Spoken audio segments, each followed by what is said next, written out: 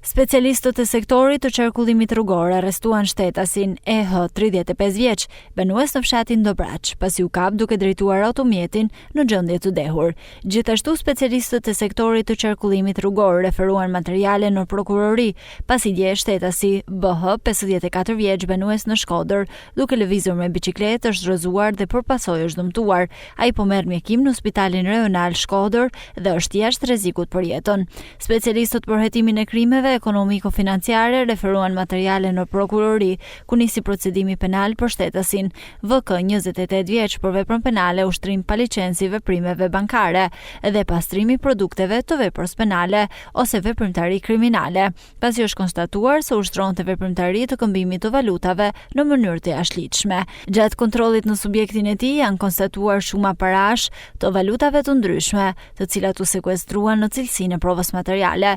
Specialistët për hetimin e krimeve të Komisariatit të Policisë Shkodër referuan materiale në prokurori, ku nisi procedimi në gjendje të lirë për shtetasit LF 62 vjeç dhe FK 58 vjeç, pasi gjatë kontrolleve të kryera në bashkëpunim me shërbimet e OSHE në banesën e tyre u konstatua lidhje të paligjshme të energjisë elektrike.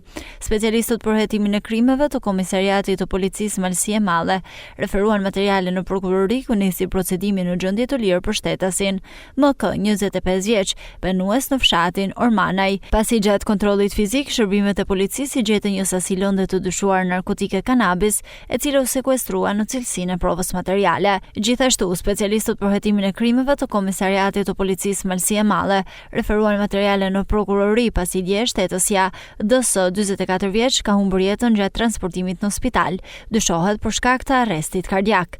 Materialet proceduriale janë referuar prokurorisë pranë gjykatës së shkallës së parë të jurisdiksionit të përgjithshëm Shkodër për veprime të mëtejshme. Dhe rreth orës 12:20 minuta në fshatin Koplik e Sipërm, automjeti me drejtues shtetasin KD është përplasur me automjetin me drejtues shtetasin JH. Si pasojë e aksidentit janë dëmtuar lehtë 2 drejtuesit të automjeteve dhe shtetasi KH, pasagjer në automjet me drejtues shtetasin JH, të cilët po marrin mjekime mjekësore në Spitalin Rajonal Shkodër dhe janë jashtë rrezikut për jetën.